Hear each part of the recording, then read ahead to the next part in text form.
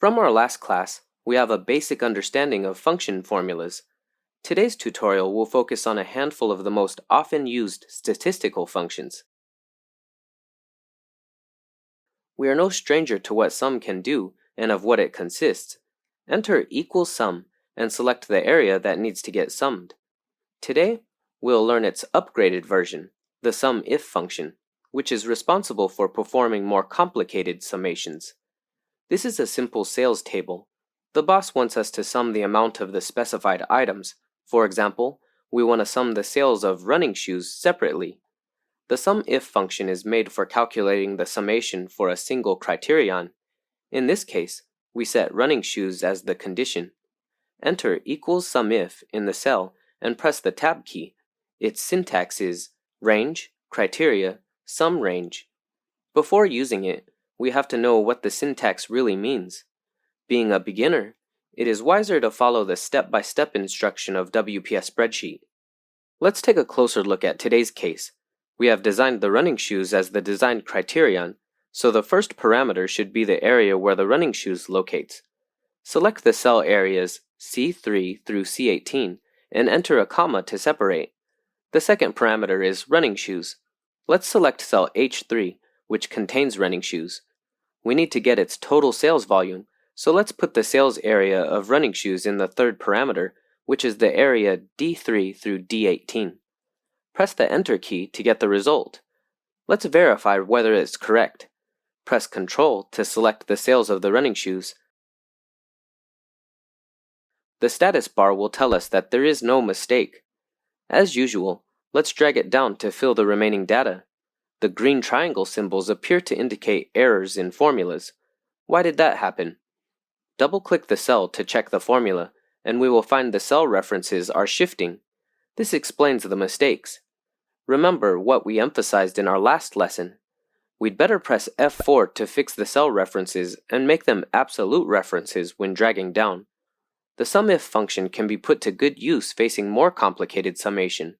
We will skip that in this series, but you can learn it by clicking the links in WPS Spreadsheet on PC.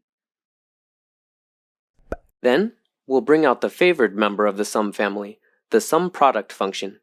This function only has two parameters, array 1 and array 2.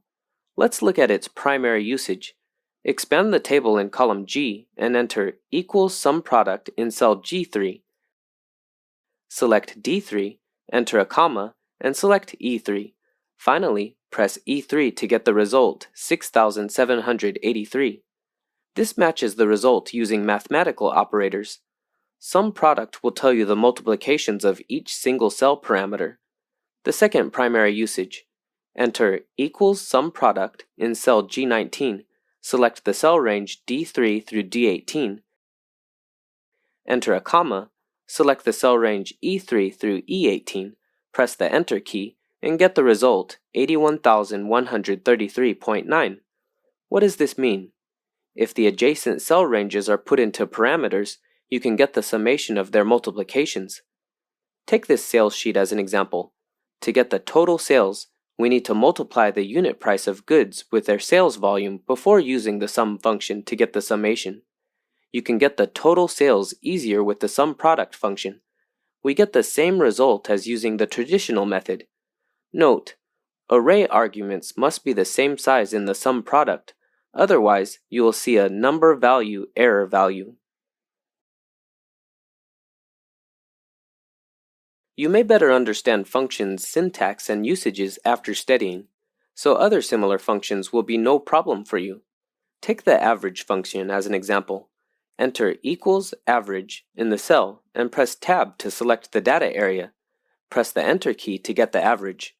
Similarly, the average function has an upgraded version, AverageIf, which can be used to get the average value of a specific criterion. Suppose we want to get the average sales of coat. Let's enter the formula equals AverageIf and press the Tab key. Its syntax is range, criteria, average range. Let's make coat become our criterion and select the areas containing coat in the first parameter, that is C3 through C18, and enter a comma. The second parameter is criteria. We enter the text coat in double quotations here, and enter a comma.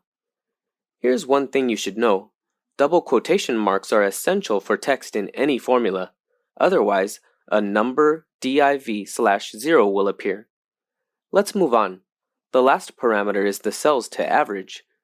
To average the total sale, we select the data in the total column, that is F3 through F18.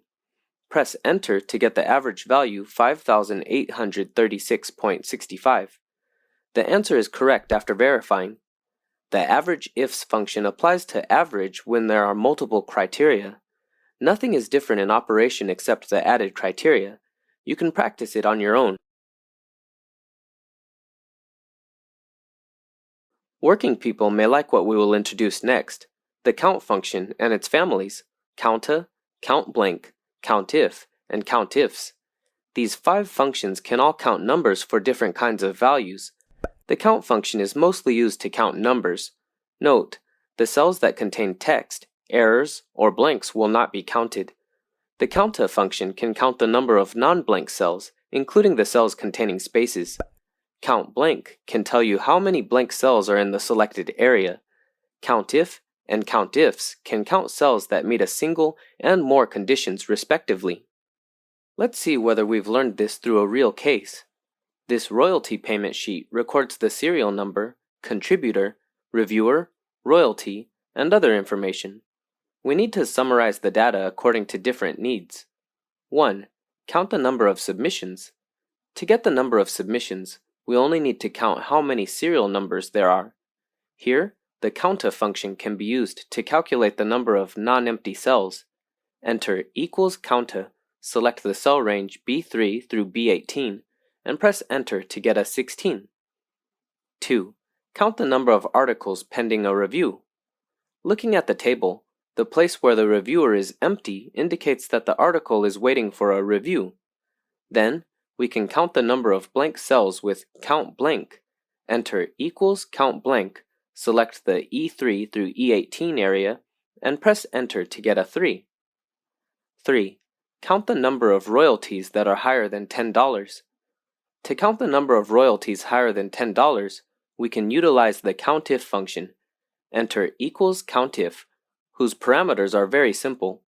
The first parameter is the range for a given condition, which corresponds to the royalties data area. Enter a comma to separate. The second parameter is the condition. In this case, we enter greater than 10 in quotation marks as required, and press Enter to get a 7. The verification indicates that our answer is correct. 4. Count the number of articles that Christian has adopted. Countifs can handle these 2 involved conditions.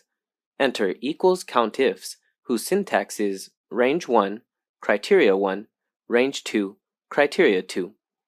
Let's look at the first condition, Christian.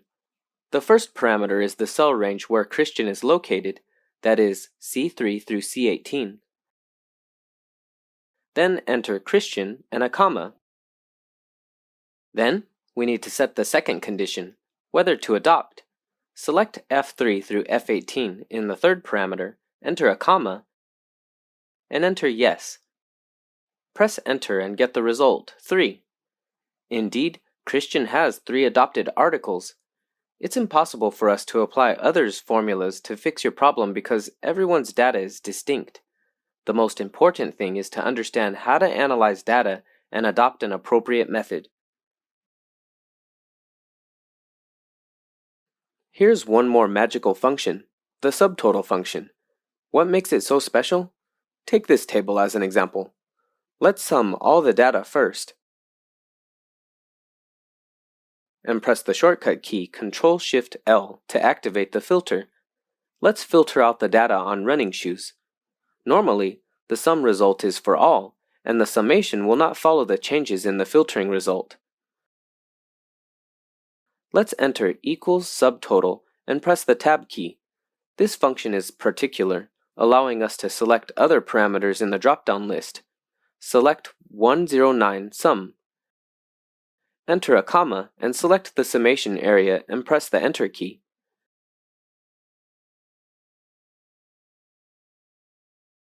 Filter running shoes again.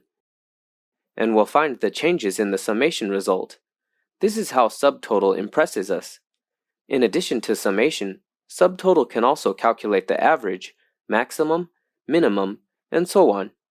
You can check its usage in this parameter sheet. Subtotal contains only two parameters in total. The first parameter is the fixed code for selecting functions, and the second parameter is the calculation range. The first parameter can be divided into two categories, one containing hidden data and another that does not. Take the filter and sum case as an example. Other data was hidden when filtering running shoes.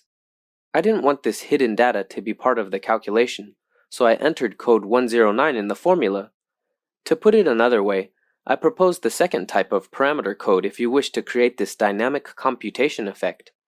Several widely used statistical functions were covered in this lesson, such as the SUMIF function for single condition summation, the SUMPRODUCT function for sum products, the average and average if functions for calculating average value, and a collection of the count function. Besides, we also know how to calculate dynamically using the subtotal function. Did you get it? In the next lesson, we will move to the next part, logical functions, and you'll learn how to judge the condition of data.